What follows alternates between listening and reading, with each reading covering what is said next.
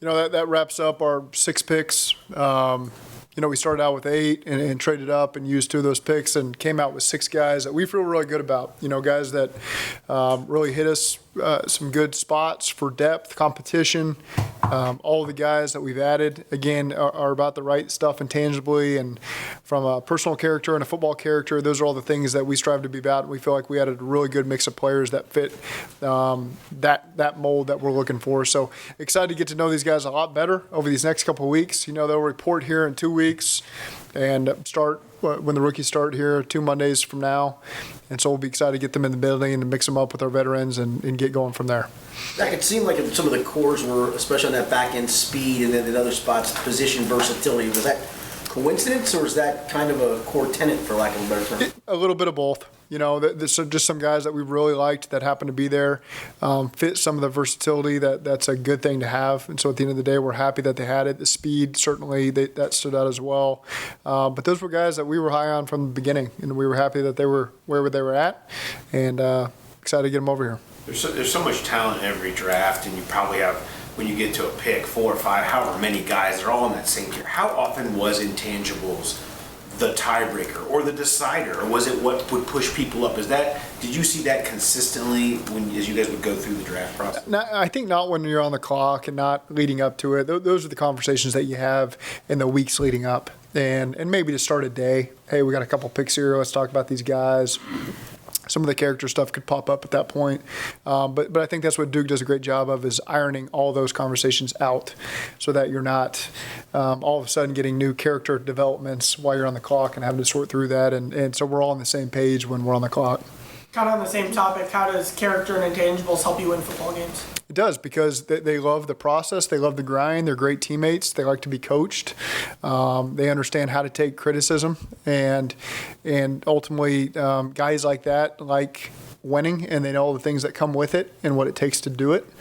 And they don't just love being a football player and the things that brings with it. They like, being a football player and striving to win championships. And I think that we've added the right group of men that will continue to help us fight for that. Zach, what character things would preclude somebody from not being a draftable for you guys? Yeah, I mean, it's depends on the person. There's a lot of things that I could answer right there that could fit into that mold, and so it's really impossible for me to throw them all out there. And so again, those are just the things that we talk about behind the scenes of what we value and what's important for us.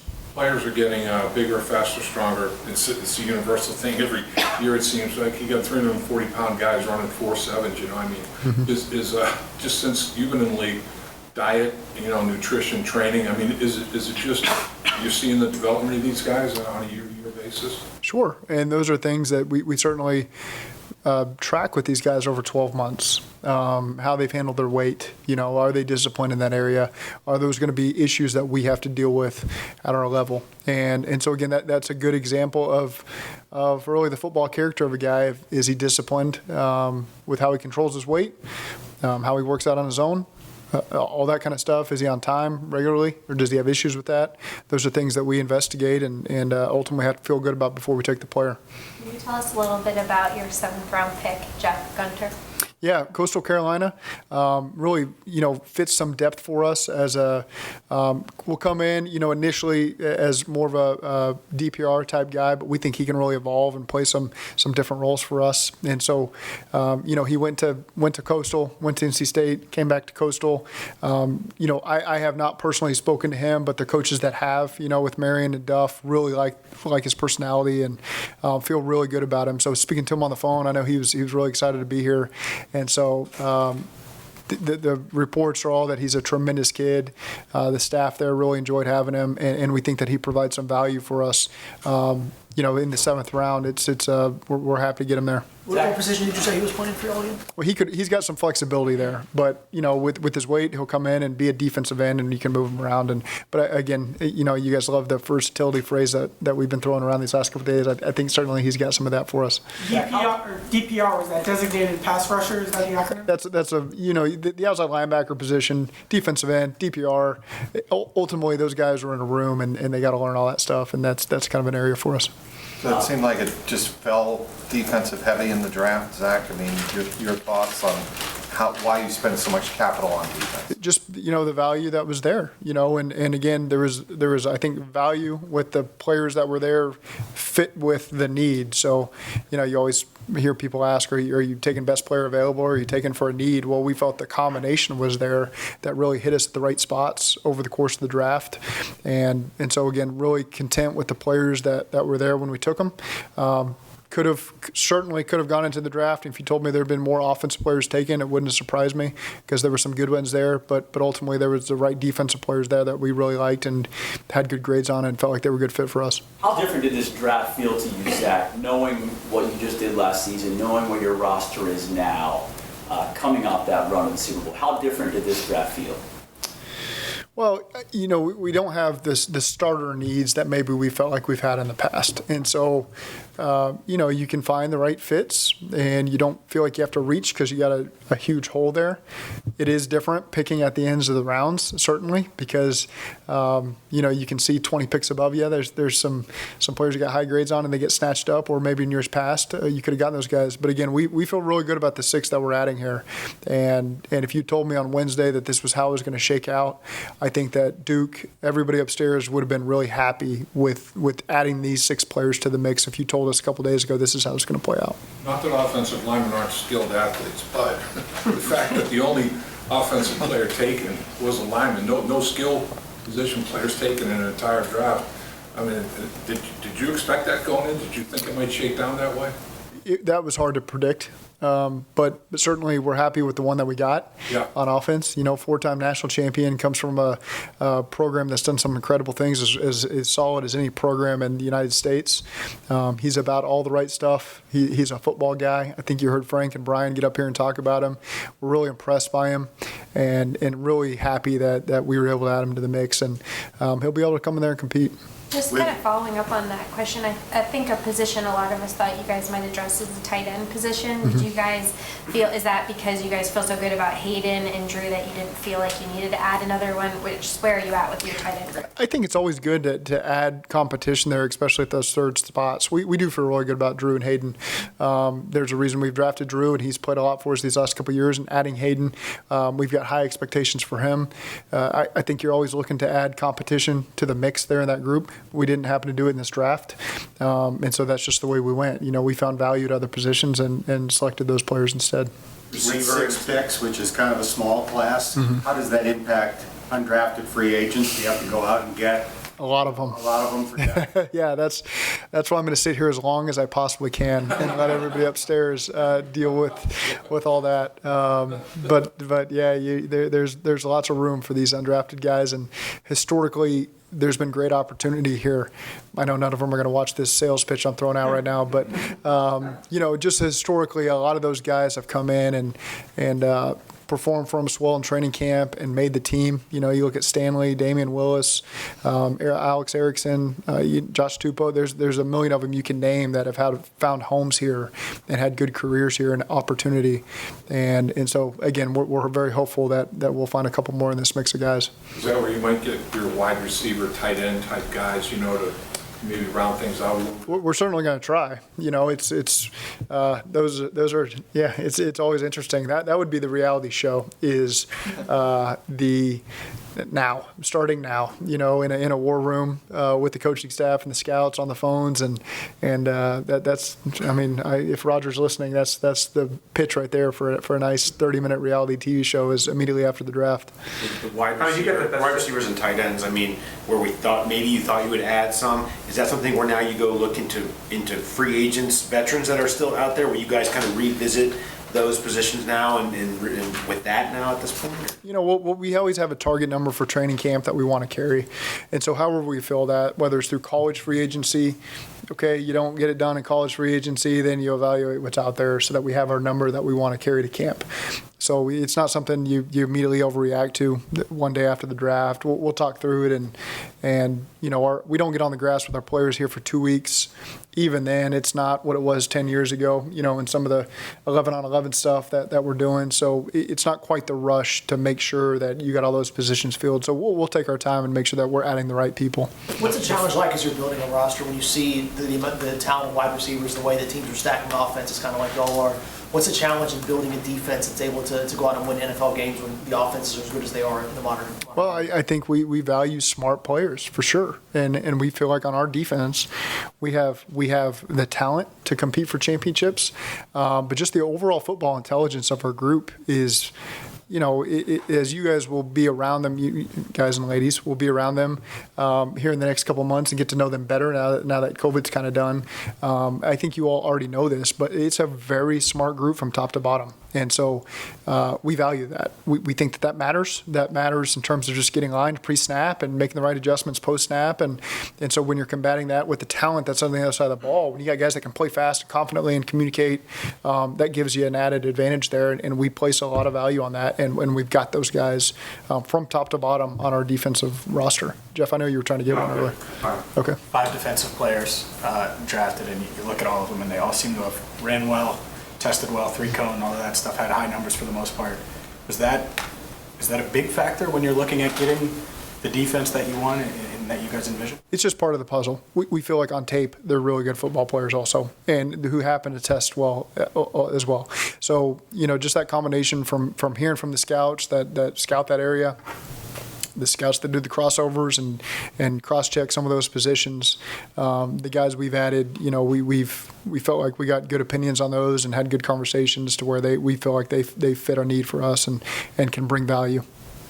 Do you anticipate a punter being a part of that undrafted class, or in a perfect world do you bring Kevin back? Just once, I got a free agent I'm dealing with. I just got to give him a quick response. So. This is the opening scene of the reality show.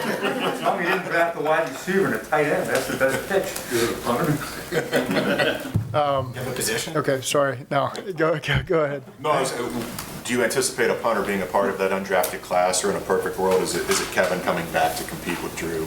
Yeah, I think that's something we'll continue to discuss these next couple of days, and obviously Darren and I have talked a lot about that before, and so now that the dust is settled from the draft, we'll revisit that and see where we're at. You enjoy getting to dust off your recruiting chops that you have? No, no. It's more than content to leave that behind. On paper, you have 4 offensive line spots that are pretty settled, I would imagine, starting wise. Left guard job still open. How comfortable do you feel about the guys on the roster that are going to be competing potentially for that job? Do you want to bring in somebody else, or what's the thought at left guard? I think right now we've drafted that position over the last couple of years. We've got young guys that, guys like Jackson, guys like Trey Hill, guys like Hakeem Adeniji. Now, we just added one also. So those guys get a chance to come in here and compete. And a lot of them are in year 2 in the system, year 3 in the system. And then you got a rookie who's coming in here too. So it's an exciting evaluation that we'll have going forward here to see those guys compete. And we'll just see how it plays out. But you're right. You feel really good about 4 of those spots. And then there's just inexperience there at one spot, but we do feel confident that somebody's going to rise out of that group and give us a really good guard there. Did you ever think you'd see a modern day draft and you didn't draft a guy that didn't touch the ball? Well, if you told me it's only 6 picks, the chances become higher, and again, we've got, we didn't have starter needs there. And so, you're always looking for competition at depth and guys that can rise in the future. But if you're talking about a lack of an immediate need, I think the offensive skill is certainly one that doesn't jump out at you as something that you got to immediately address. But again, we're always looking for the right value.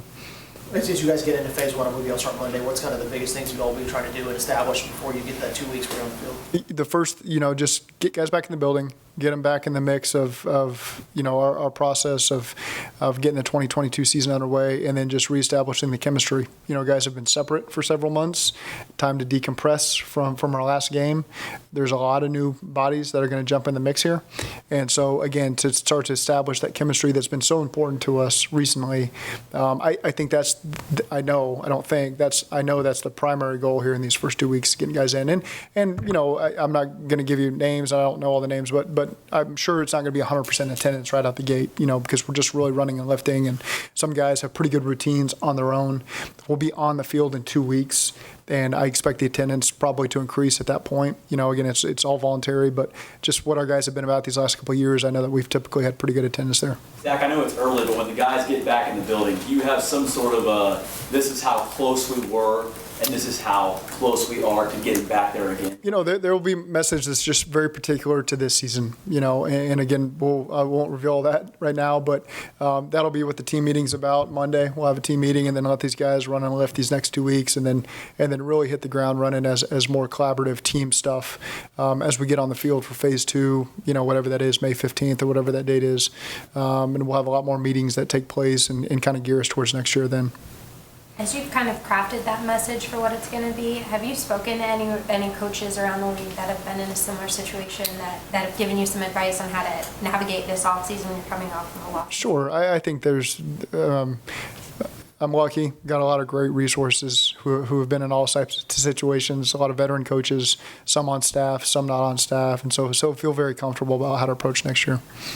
When y'all made the pick on Dax, was it Andrew Johnson who was really hyped when y'all made the pick? Yes. Is he usually that hyped? I think he was kind of the star. Guys that have those areas, they've spent a lot of time and effort studying guys in those areas, and so it's just a happy moment for everybody.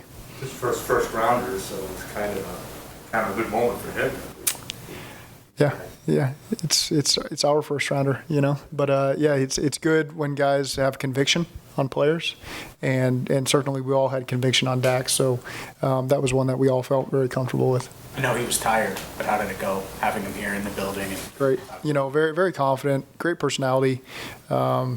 He's just one of those guys who's achieved a lot of success in his life. Premier player coming out of high school, lived up to the expectations in Michigan. 3-year junior coming out, first round pick. He's always stepped up to the challenge. He's naturally very confident. You can tell that's because of the work that he's put in, not some facade that he puts up because he thinks he's first round pick and I'm supposed to act this way. You can just tell there's a confidence about him that's going to fit very well in our locker room and with our organization. And just the more you get to know him, we felt great about him beforehand. You feel even better once you get a chance to spend some time with him. I'm not asking anything specific, just any. It sounds like you're about to. Any big impressions of the draft around the league, and did anything surprise you just about the way it all went? No, there's runs on positions. I mean, there was a point here in the 7th round, I think 8 to 10 picks were DBs. Those guys were trying to shore that up. That's always a tough one in free agency to grab some of those guys. So some of it's predictable that way, but it's interesting to see the run on the position over a period of 20 or 30 picks, and that's just the way it always goes. Coach, you guys to Gunter. Sorry, Go ahead. Circling back to Gunter, is pass rush his best trait? He's played effectively for them at Coastal, and they've had a great team. That's a team I followed from afar for a number of years now, just because they've done such a tremendous job. I think they're really innovative, both sides of the ball with their schemes. They've had a ton of success. They're now starting to have some players come out of there. And it's one of those programs when guys come out, because I remember one that came out last year, and you can just tell they're made of the right stuff. They've had high standards there at that program. They've been coached the right way. Their expectations are to win. So it's exciting when you evaluate players from programs like that that come into the building and they know that there's going to be high expectations for them. And so that's certainly a trait that he's got. I think that he's, again, one of those guys that's going to add some versatility to that room. And but he's more of an outside guy as opposed to an inside guy for us. So the definition of what his role is, that's really hard to say. He's going to jump in there and provide competition for our guys that play more outside than inside, and we'll just see where we fit him from there. Is he a good teams guy? Has he played teams? That's one of the things we're going to figure out how much he can do. I know he's played a lot on defense there. Over the course of his career, he has appeared on teams, and then we'll see how he fits in the NFL. Everyone good? Great, thanks.